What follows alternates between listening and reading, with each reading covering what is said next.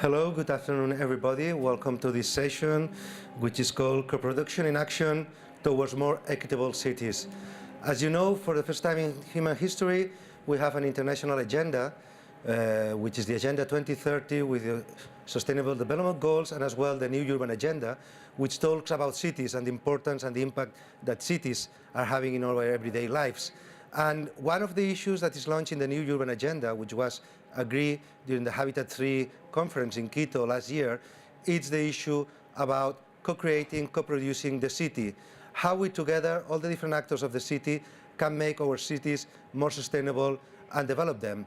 For many times, for a time, we were talking always about citizen participation, about consultation, about private-public partnerships, but the idea of co-production and co-creation of the city is more referred that how altogether all the different actors of the city are involved in policy making, in policy design, in policy implementation, and how together we create our cities and we make our cities more, as I said before, more sustainable and more equitable and more cohesive. For that purpose, we have invited three distinguished speakers. They are coming from different perspectives. So we have a representative from an international agency, from the United Nations Habitat, the Agency for Human Settlements and Cities. We have a representative from the private sector, a representative from the academia, a representative from a regional government, practitioners, and as well we have a mayor of a city. So we think that from the different perspective, we will be able to understand what does really mean to co-produce the city and what does it mean really to involve of the different actors in the design and in the implementation of the policies and the plans and strategies of each city. So without wasting more of the precious time of our speakers, I would like to introduce Elkin Velasquez. He is the director of the Regional Office of the Caribbean and Latin America for United UN Habitat. So whenever you want, you can, yeah. And by the way, means while he's getting there, I just would like to remind you that we on the APP of the Congress, you have the questions and votes option. So if you have any questions you would like to submit to any of the panelists or to all of them, just use the APP, and by the end of the presentations, we'll open a debate with your questions. So thank you very much, and whenever you want. Thank you, Octavi. Thank you for the invitation. Thank you to organizers for inviting you in Habitat to share with you some of the elements of the current evolution and processes related to the new urban agenda. Perhaps all of you know that we have a new urban agenda that was defined last year in Quito, and now the key question about the new urban agenda is how are we going to implement that new urban agenda? How are we going to go from the big global or regional perspective to the field, to the local implementation of the new urban agenda? And indeed, the key ideas of this panel are central to respond to this question. When we talk about co-production, co-creation, we are referring also to co-responsibility. New urban agenda, we have to see it somehow as a common, as a global public good. And the key element of that is how can we integrate with different stakeholders, as Octavi was mentioning. I will not present a PowerPoint. I will just try to make it a cappella without presentation, and I want to share in the following minutes three key messages with you on how do we see from UN Habitat the implementation of the new urban agenda within this whole perspective of co-production and co-creation. Of course, I will bring the Latin American and Caribbean perspective. Latin American is a region 80% urbanized. So when we are discussing and mentioning that the world will be mainly urban in 20 years, we already are urbanized, like Europe, like the North. So our question in the region is much more about how to increase the quality of urbanization. And of course, this is that comes with different questions and different kind of problems, of course, needing for different responses. Usually we work on collecting best practices around the world to inspire each other, to say to a mayor in Brazil, for instance in Vitória, Mr. Mayor, please see what, or you can see what, for instance, this other city in Latin America is doing. And that has been working quite well in Latin America and the Caribbean. There is a lot of exchange of experiences, exchange of views, and cooperation between cities. This is very important. The numbers are the following. In our global database of best practices, Latin America and the Caribbean counts for 40% of best practices. And of course, we are proud about that. But then, those who are visiting Latin America might ask questions about the way we have urbanized. An urbanization without productivity, an urbanization with a number of critical situations, socio-spatial segregation, difficulties with transportation. Mayors are doing a very good job. But of course, the task is tough, it's hard. So we need a lot of efforts from local authorities to, of course, advance in this perspective. So 40% of good practices. Why is it that we do not have a better urbanization, a qualitative urbanization in our region? And one of the responses is we are very good in pilot projects. We have been somehow following the tyranny of best practices. You go to Victoria, to Palmas, to Medellin, to Quito, you go to Buenos Aires, Rosario, and you will always find good practices. But then when you look at the complete or the whole perspective of our cities, there is a number of things still to be done. So having good practices is not enough. And the key question or the key point is how do we go to scale?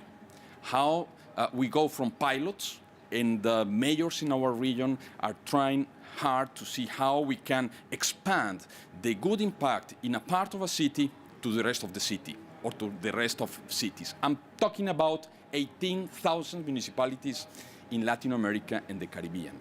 And we have 200 good cases. I think here in this room there are a number of good cases. Victoria, for instance, for Latin America. What about the rest? What about the others?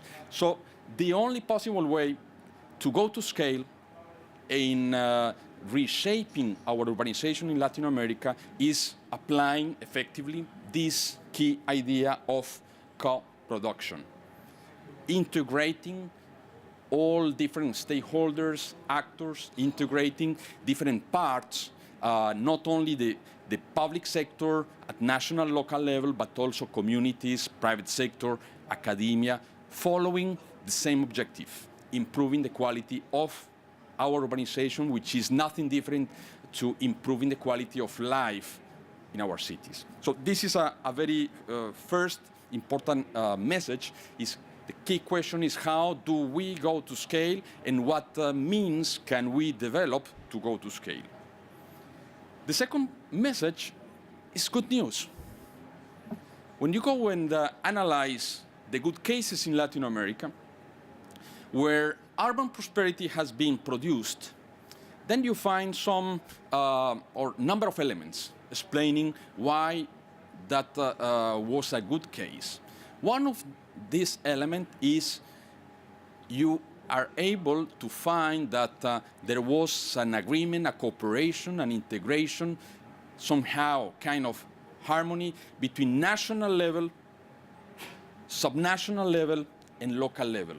You will not find prosperity in cities if there is not an enabling framework produced, for instance, by a national urban policy or a national effort, creating those conditions for mayor, local communities, private sector working in social responsibility, for instance,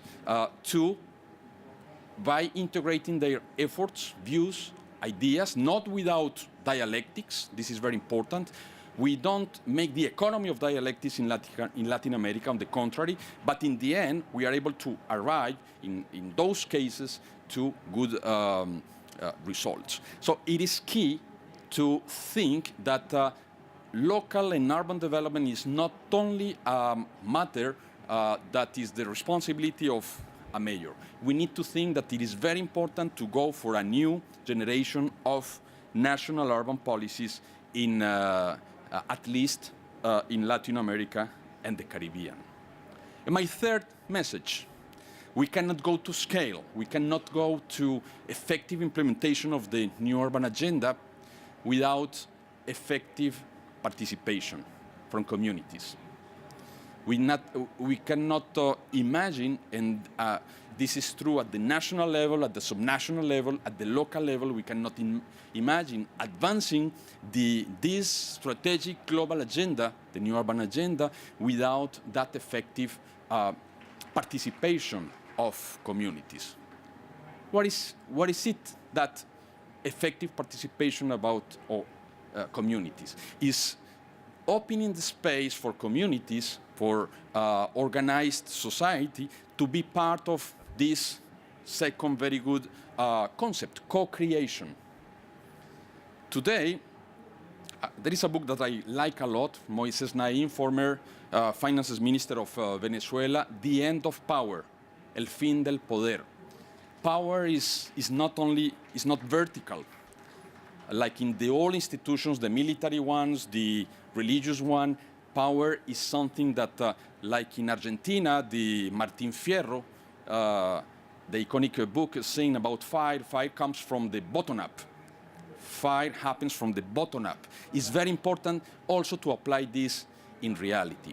And this is only going to happen if we are able to say, not only to say, but to apply that regarding, or when it comes to communities and the experiences on communities, there is a lot that is being done down there in the field. We need, from our perspectives in the new urban agenda, knowing, recognizing, valuing, and potentiating the experiences that people are already developing in the field. In those experiences, we need to integrate them into the frameworks, the global, the national, the local, the subnational frameworks that we are creating for the implementation of the new urban agenda. We need to go to scale. We need to facilitate the integration between national, subnational, and local level interventions through urban integrated strategies, for instance, for real urban prosperity creation. And third, we need to empower participation by knowing better, recognizing more, valuing, giving value to those interventions, and potentiating those interventions made and secured by communities themselves. Thank you very much for your attention. Thank you. Thank you for intervention. And I think you have raised very interesting things, and especially what we use in our jargon when I'm coming from a network of cities, which is called Metropolis. We talk a lot that the new urban agenda talks about, that you said, the multi-stakeholder, the multi-level governance, so how we relate the different layers of governments, but as well, that's a multi-level governance, vertical, but as well horizontal, how you work with the different actors. And that we have an example with Ms. Karin Marvika. She's coming from the Center for Mobility Systems of the Austrian Institute of Technology, and she will give us a concrete example of multi-stakeholders approach to a problem of the city. So whenever you want.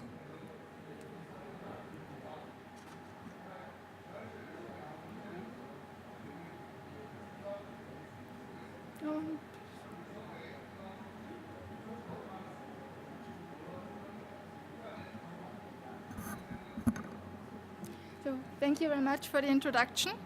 Today I'm going to show you an approach how to involve citizens in the conception of mobility projects and services in the case of Vienna.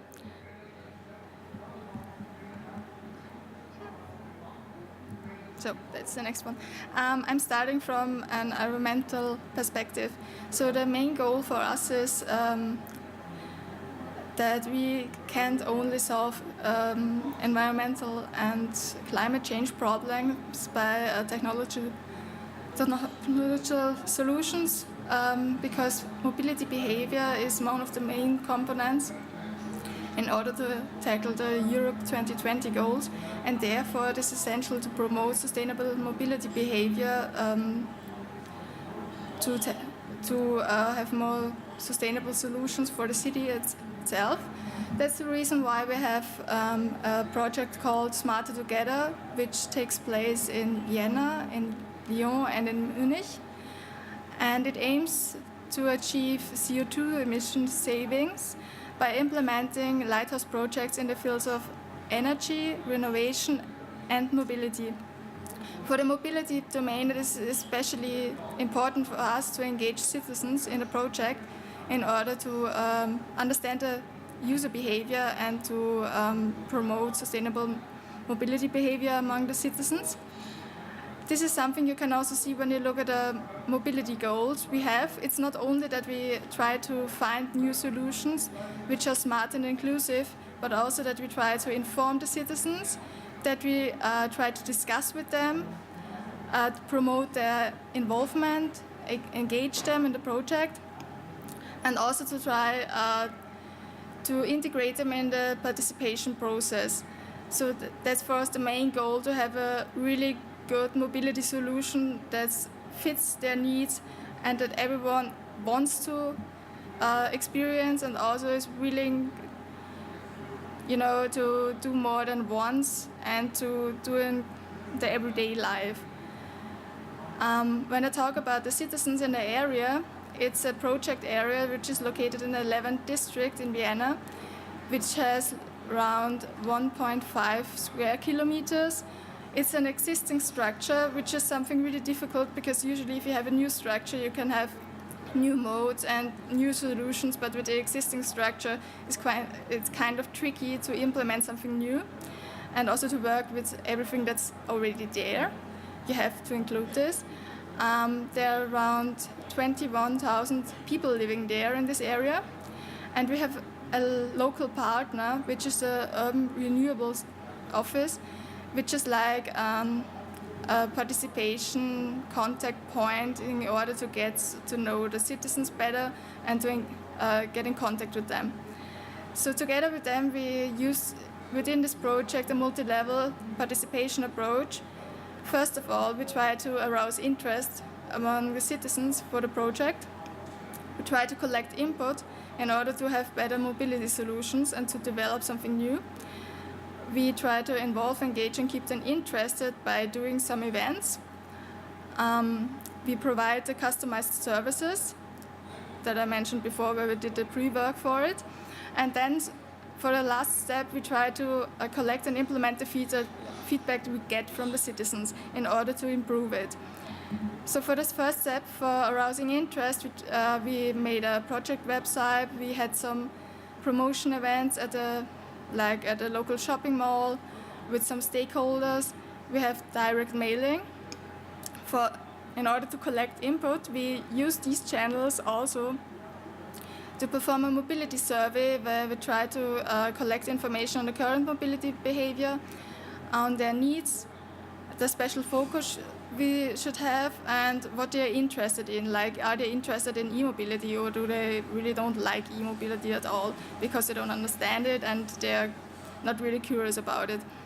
That was a survey made online and face-to-face. And we also had a local spot with an urban living lab, which is called Simmobil, where we could interact with the citizens. To involve, engage, and keep them interested, we had a living lab where we had thematic days where they were informed about certain topics in the mobility and in the energy domain.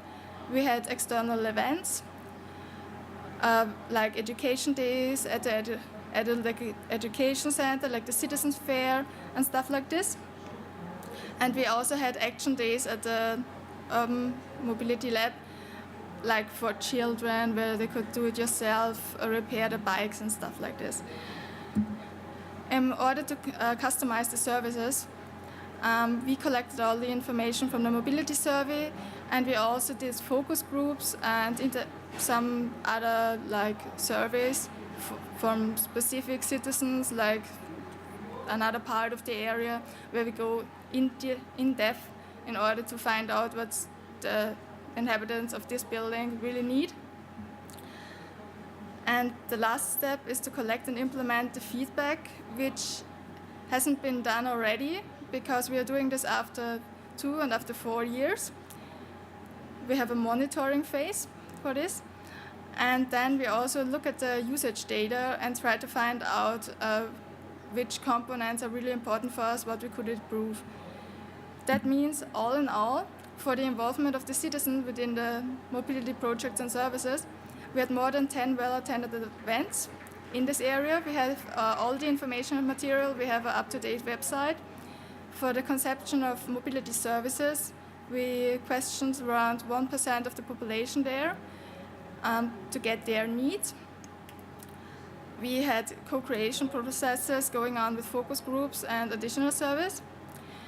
And for further strategy, we are going to implement the mobility services, which are like, we have an e-car sharing for tenants.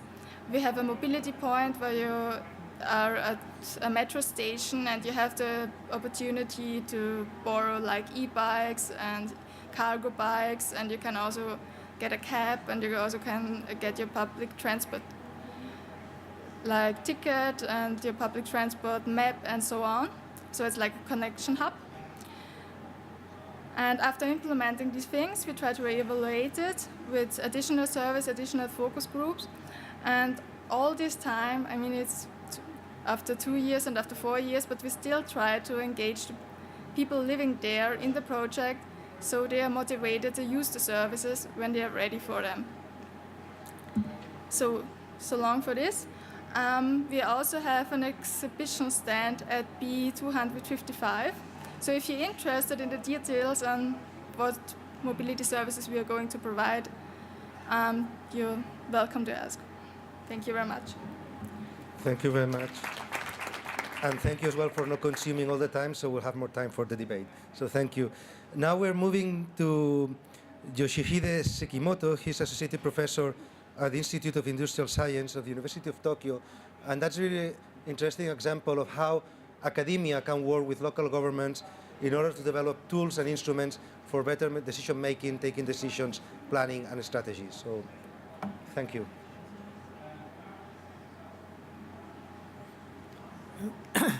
Thank you very much for invitations.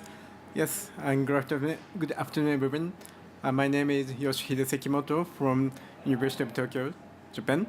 So today, I'd like to talk about the urban design communication tool for citizen and government cooperation. The name is MultiForecast. So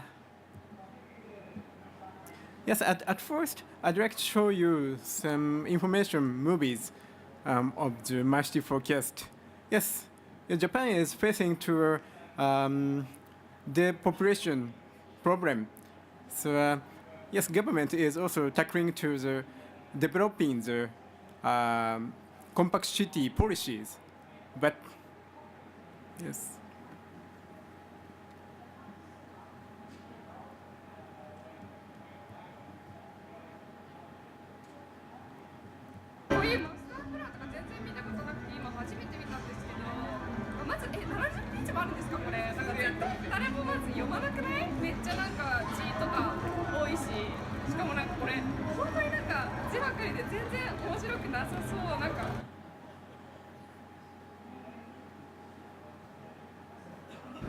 यो सहरी विकास योजना भनेको के हो? हाम्रो सहर अबको 20 वर्षमा कस्तो हुन्छ? हामीले कसरी कल्पना गर्ने? तपाईले के हामीलाई सुझाव दिन सक्नुहुन्छ कि?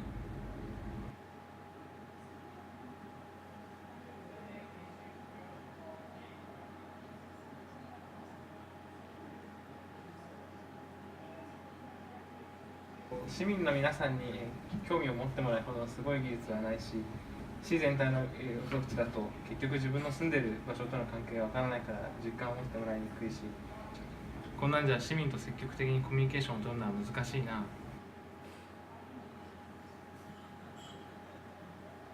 most cases, citizens and government do not collaborate in urban planning. So, we developed My City Forecast. My City Forecast is a bridge between the citizens and the government. Let me introduce My City Forecast. Select the region of interest. Choose prefecture and detailed administrative district. Then, click View Website. This is the map of the selected area. Then, select the cell you want to know more detail. On the right hand of the screen, you can see detailed information on the selected cell. You can see 14 indicators per cell until the year 2040. The top row shows data on key index such as population. The bottom row shows the accessibility to various public facilities such as hospitals. The top of each row shows the current city information in 2015.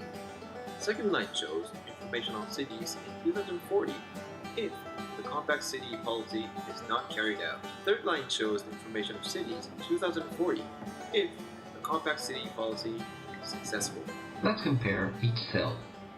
In this suburban area, if compact city policy is successful, people no longer live in 2040. In this central area, if compact city policy is successful, population will increase and administrative cost will decrease. My City Forecast provides detailed visualization and prediction of compact city plans. So, My City Forecast can enhance collaboration between government and citizens. Thank you very much. My City Forecast are kind of city dashboard tools that give the 14 indicators such as the populations or the administrative cost or accessibility for the various facilities such as hospitals, schools, commercial facilities, or yes, like this. Also, My City Forecast can provide the comparison between the current and future values of the 14 indexes. The one future value is based on the same urban structure as current without compact city plans, and the other future value is based on the well-planned urban structures with compact city plans. So yes, My City Forecast shows the difference between current and two types of the future values. So anyway, how can we have the kind of prediction values? So in case of Japan, Japanese government already published the future population values as open data. But yes, maybe that kind of prediction value is a whole local government data. So that is not minute data. So in this case, we calculate the 500 meter square grid-based population and accessibility of each local government, like this. So that kind of micro-based simulation calculation enables the citizens to feel the part of the urban planners. So yes, this is a very detailed simulation calculation, but estimation of the future population distribution is core part of my calculations. And if we have the data about the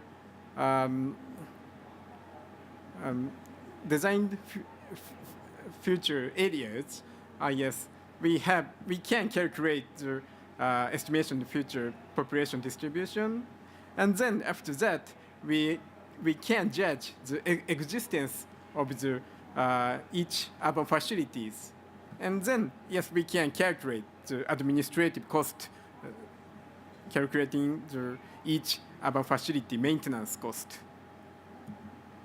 So parallelly, yes, we can also calculate the update the data if we have the new original or private data about the residential guidance areas. So what kind of changes about the citizens' attitude for the compact city plans using My City Forecast?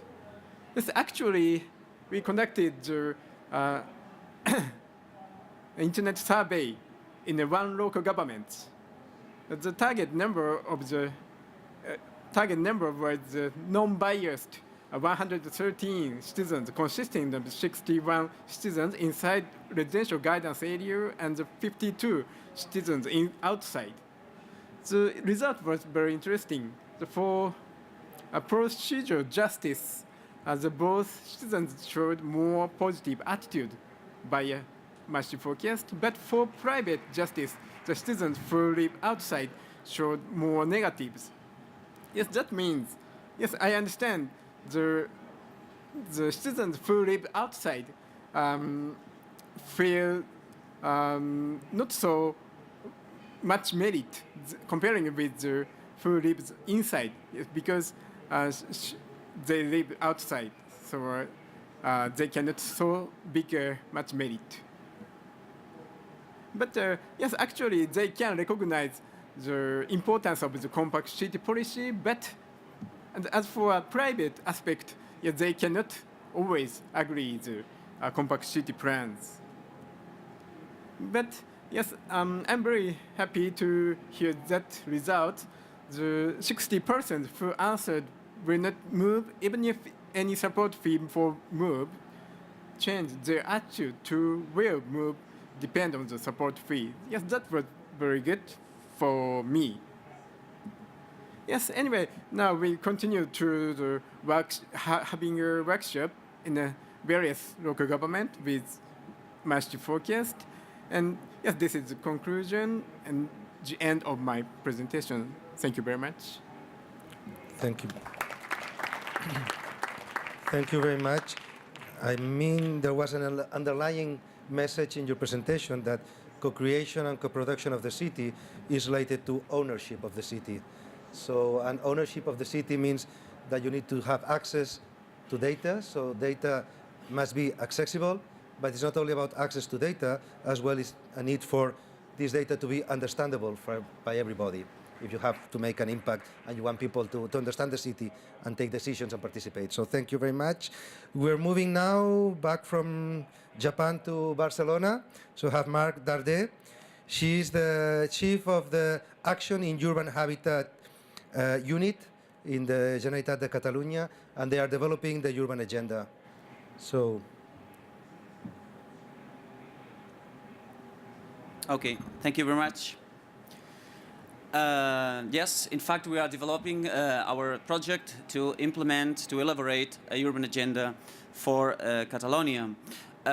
We already know that our world is urbanizing, increasingly urbanizing very rapidly.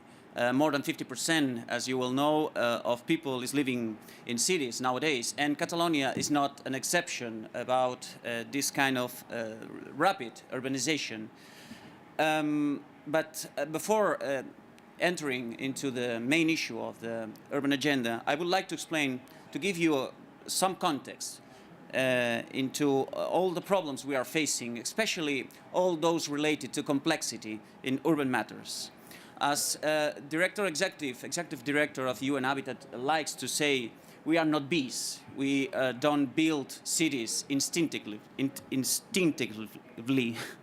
Urbanization is a political process.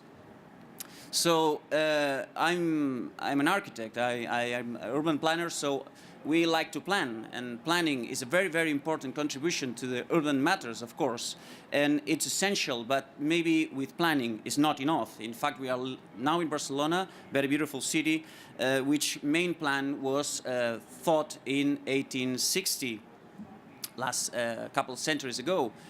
But not all plannings, unfortunately, have success. We are talking about, for instance, in Toulouse, one beautiful and utopian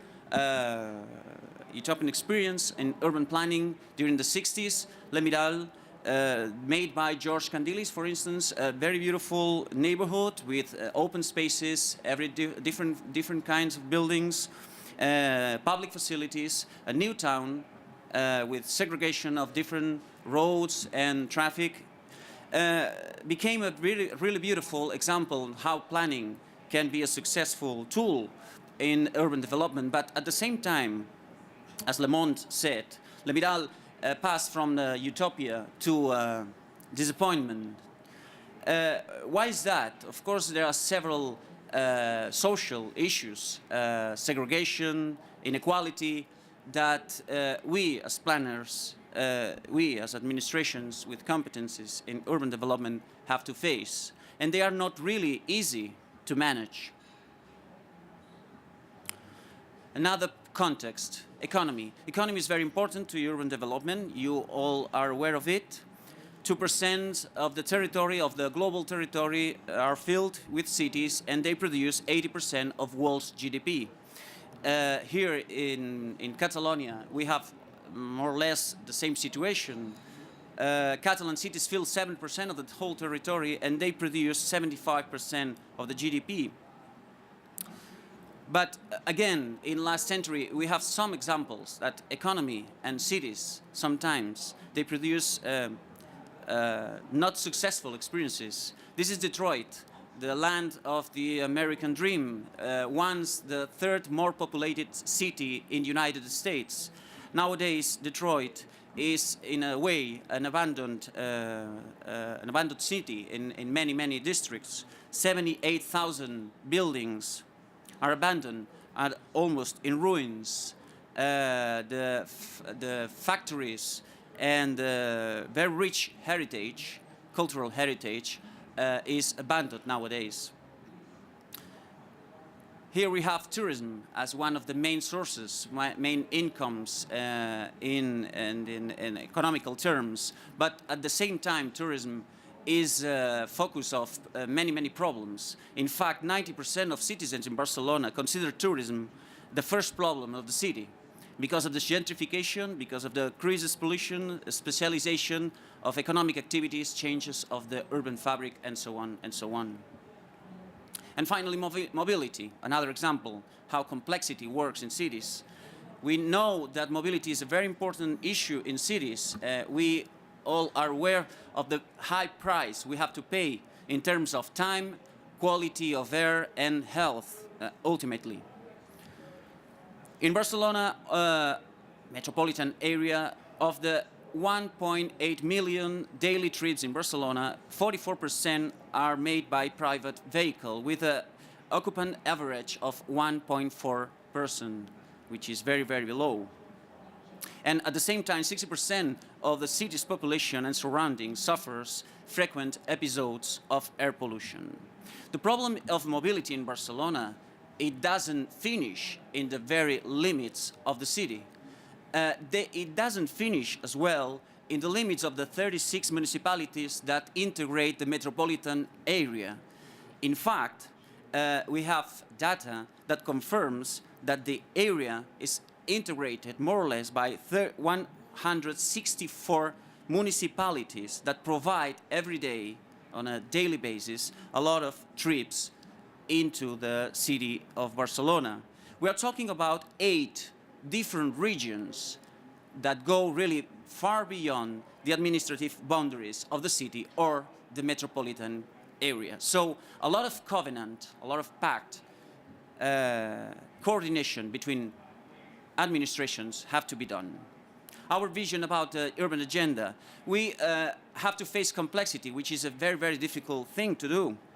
But we stand for the 3 principles, the 3 pillars of sustainability: economical, environmental, and social, to grant our future, our collective future. And at the same time, we have very clear, we take into consideration that the urban agenda is not only the development of the SDG number 11. It requires a greater and a broader scope that integrates all the urban dimension of the rest of the SDGs. At the same time, we are very aware that the necessity, the need of integrating into the discussion all kind of actors, stakeholders, academia, so on. These are the 4 principles that are moving us to the elaboration of the urban agenda: implementation, integration, impulse, and implantation. The contents of the agenda so far are based on these 6 thematic pillars. Due to time limitations, I won't explain them, but I would like to make clear that these 6 pillars take into account the healthy urban habitats, the welfare, the quality of life, the prosperity, territorial dimension, and good governance. I would like to underline the importance of good governance as a cross-cutting issue that is essential to the development, implementation, and elaboration of the urban agenda. That's why we, taking into account this fact, the importance of governance, we have tried to delegate as a Catalan government, so administration with subnational competencies in urban matters, which have tried to delegate the elaboration of the urban agenda to a collegiate body, integrated by all levels of administration, governance, and different stakeholders.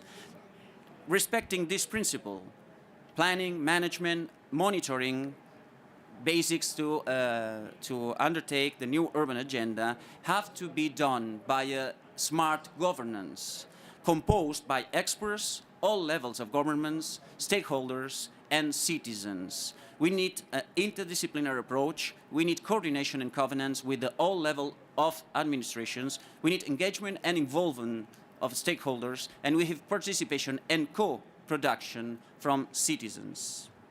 The idea is to integrate in this body, the urban assembly, 4 levels, 4 different levels: the subnational one, the metropolitan one, local authorities, and finally citizens and private sectors, all of them very, very important to develop the urban agenda.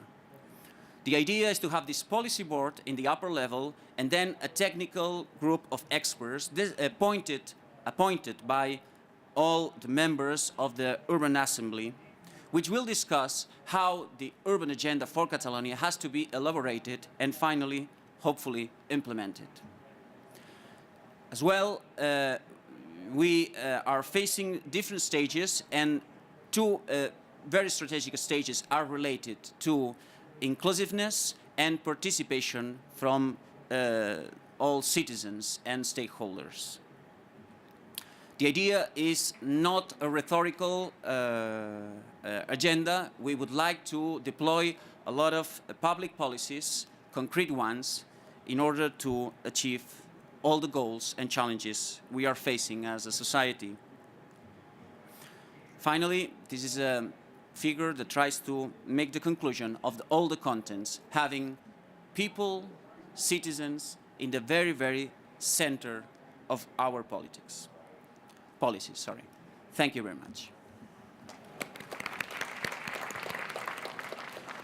Thank you very much. I think I would like to highlight 2 things that you said that are very interesting. One is that we are calling in the urban scenarios and the development of our cities this idea of integrated approaches. We cannot think the development of the cities in a sectorial and compact areas, but everything is interrelated. For example, mobility is not only about going up and down.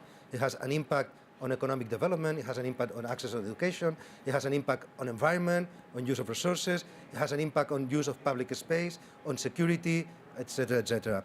And the other idea, and that links with the final presentation, and we said that as well in Metropolis, we said we need good governance for developing policies in the economic development, sustainability, social cohesion, but at the end of the day, we have cities running from Guangzhou in China, Johannesburg in South Africa, Madrid, Barcelona, Montevideo, City of Mexico, Montreal, and so on.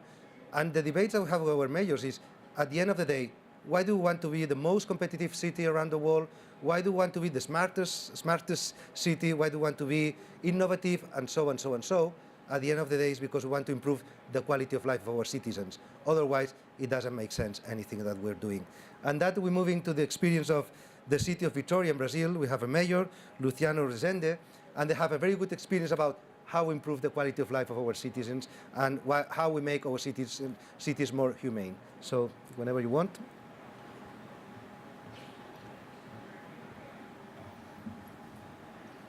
Okay. First of all, I'd like to share with you very special feelings being here in Barcelona. In 1988, I was an horseman, and I had tried to go to the Olympic Games in Seoul in 1988. I failed with my brother. But then I studied as medical studies, medical college, physician, sports medicine physician, and I had the nice experience to have here in Barcelona as a volunteer for the Olympic Games in 1992. So it's very nice for me to be here 25 years after that in a World Congress of Smart Cities, talking as a mayor of my city. I could not imagine by that time that would happen. So I'd like to share these special feelings with you. Vitória is a city that had one impact of one federal decision just the day when I started my first term as mayor. I'm now in the second term as mayor. Vitória lost a lot of money from a mechanism from the port. Vitória is a port city like Barcelona, and we had to move into a new foundation of the city. And we went to the same way that Barcelona did mostly. Tourism, services, innovation, technology, trying to make the city a smart city to provide better services and make improvement in the service, spending less money in the city. So we started a model of government, which we call shared government. Is a horizontal method of government, exploring most of the techniques, some of them being discussed here before with the other speakers, to put people inside the government using technology, presential events, and internet, and a lot of mass participation that the internet and the smart city can provide the government to do with its people. So the city that works as a smart city gets a healthy place to live. It's a fair society. It's a happier society, and it's more human, and does a lot of things with less money, which is more important now in the city of Vitória, because it has to change the way of doing things. Simple things like making appointment on internet in the city finishes the line on the health services. No more lines in the health services in Vitória. And also the appointments being secure, we had saved a lot of money from no show-ups at the appointments in the health system in the city.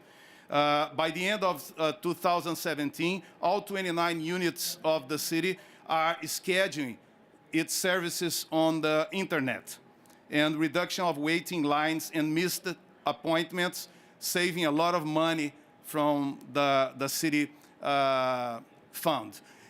The SMS evaluation of the services in health has made a way to observe and make changes taking care of the system, and now we have grades up to 8.8. It's an average grade of satisfaction in the people who are using the municipality services in health.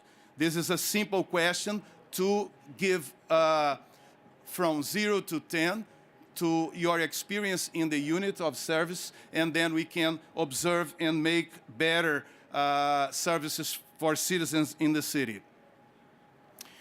Also, the transportation is using the smart city techniques, and some streets has been closed for cars and free for people to walk, and the shared bikes in the city using the system for transportation and work. There is a system for adults and also for children, which are very successfully now in the city. The technology park is being held in the city, built with all the the people who are using the innovation systems being called to join this effort in the city as a new foundation of the economical systems, using innovation in this basis support for new future in the city. The Factory of Ideas is a giant startup who is joining people from all over the country and connected to cities like São Paulo to make opportunities and doing the connection between the efforts in the city and the other cities in Brazil. And this is the presentation, quick presentation of the city. Vitória is a beautiful city, which gets even more alive due to popular participation regarding decision-making, public spaces occupation in a peaceful manner, and attending to the needs of its population. However, not only to its natural beauty, the people feel proud to live in Vitória. Actions like Where You Walk On, a social reinsertion project for homeless people, makes a huge difference and brings outstanding results. Literate Vitória project wants to end illiteracy to youngsters and adults by offering access to education and microcredit, allowing them to achieve a more independent and worthy life. Vitória's beauty is granted by landscaping works, cleaning and conservation which humanize the urban space. Humanizing extends to Vitória Squares and Parks circuit program, which stimulates social living by reforming and extending of pleasant and safe public spaces. Revitalizing also gets to Vitória's historical center, which, linked to the implementing of new cultural and leisure options, makes the city even more attractive and thus profitable. The City Guard acts 24/7, rounding the streets to prevent crime, counteract traffic infractions, and serve the women who trigger the panic button.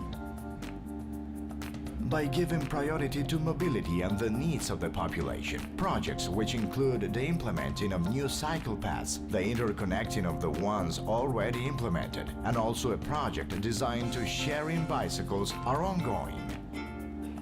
All these actions are just a spark of a greater work which makes Vitória a wonderful city to visit, live or invest.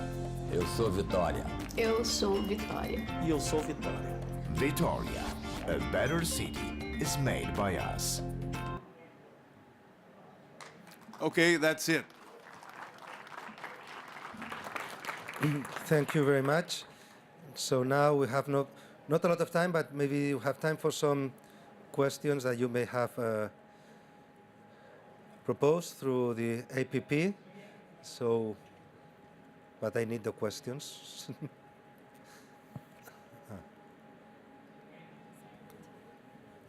Sorry? Direct. Yeah. There's two questions here. One is addressed directly to Karin. They're saying, what is the best way to increase participation for more diverse generations?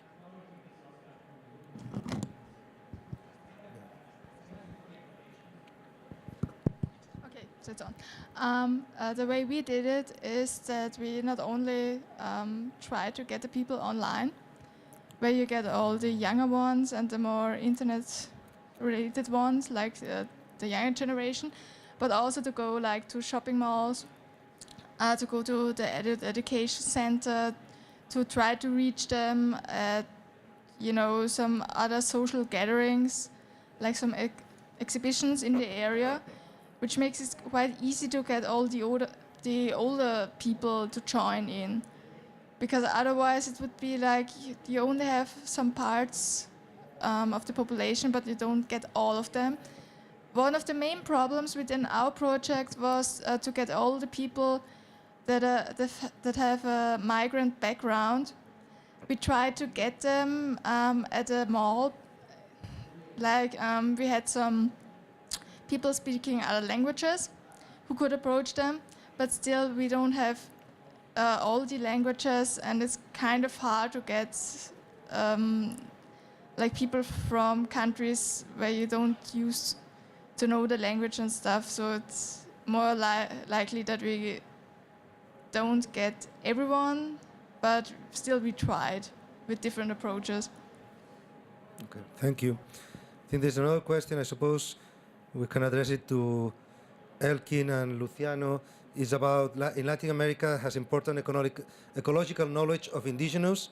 Are they playing a role in citizen engagement and in smart development on a regional level? You mean at our experience in Vitória, right? Have an experience. Yes, we have some experience, and this kind of government calls up and get together all the citizens that work, live, and visit Vitória all the time. It's a very inclusive way of government and necessary. Definitely so. Particularly in countries like Guatemala, Ecuador, Bolivia, there is where there is an important part of the population that are indigenous population, autochthonous population, and they are going to cities.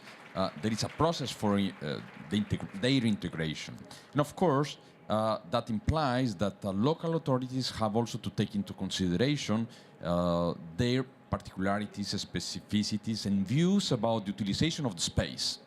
I went recently to La Paz El Alto, and it was very clear that the community Aymara was also in a kind of co-creation with the local government and the already settled communities to see how to better design the public spaces, the neighborhoods, how to regulate and negotiate this interaction in the public space. It doesn't come without, let's say, some aspects that needs to be resolved, because every culture can see differently the interaction in the space. There is an effort, indeed, in Latin America, in some countries. I think it is important also to have a look to it and to see how this can feed and provide lessons for application of the right to the city in other cities of the world. Thank you. Well, if you haven't not used the Ask and Vote system, but you can also raise your question right now here. Otherwise, meanwhile you are thinking your questions, I have one question for Marc Darder, maybe for the others. It's because we are talking, when we talk about co-creation of the city, all of you've been talking about citizen participation, citizens, but the fact is that in our cities, especially in major cities and metropolitan areas, citizens are not homogeneous. And we are witnessing more and more complex societies where you have different layers of identity. You can be, there is the gender issue, so you're approaching the city differently if you're a male or female. The age issue is different if you are an old person or a young person, and you can mix both of them. It depends where you live. If you live in a certain suburb, you have certain interests. If you live in another suburb, if you're a student, you have certain interests. Then you have the private sector, civil society organizations, academia, and so and so and so. The different layers of government.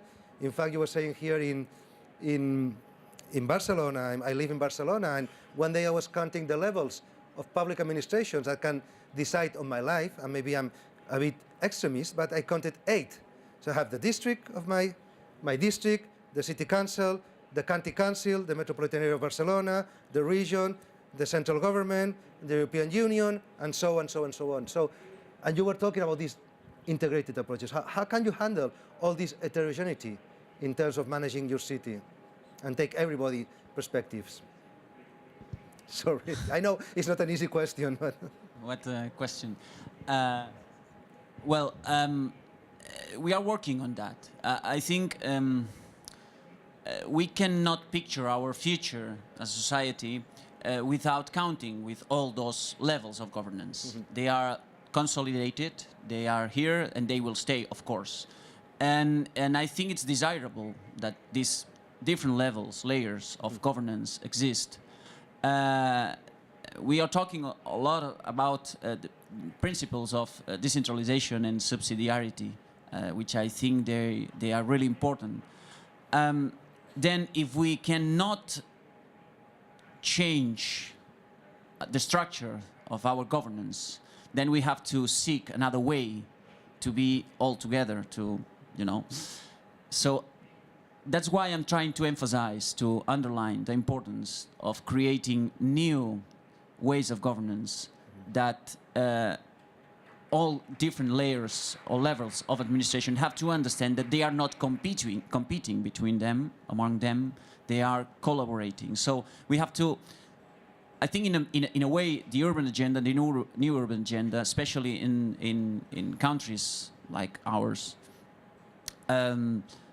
it's about a policy of policies. It's about governance. It's about how can we handle this complexity at all levels. Let's try to, all of us, try to discover what can be done about it. I don't know if somebody wants. Mayor Luciano, how do you think about taking into account all this? Because in the past, cities were homogeneous and you were developing policies which suit everybody, but now it's this diversity, but at the same time you cannot do tailor-made policies for each single citizen. So how? It's the main challenge. The vertical government has failed all over the world. Mm-hmm. Now you have to move on to a horizontal process of decision. Mm-hmm. We use in Vitória one thing that we say a lot, shared government, #we are all mayors. We say that most of the time. We invite people to participate, and it's a process of trying to dialogue and talk to everybody. If you live in the city, if you work in the city, if you visit the city, you have important things to say about the city. And there are many ways of doing that. You gotta be open-minded, and the government has to want to do like that. Otherwise, you won't have results. There's no space more for vertical governments from above down decisions. They won't work at all. Okay. So it requires a lot of political will and leadership, I suppose, in this new era that we're entering in terms of managing and co-creating the city. I'm afraid we are running out of time. So thank you very much, all the audience, for your being here, listening to us, and of course, thank you very much to all the panelists. So I would like to request from you a huge greeting to them, because it's been really, really interesting. And I hope you will enjoy other sessions as well. Thank you very much.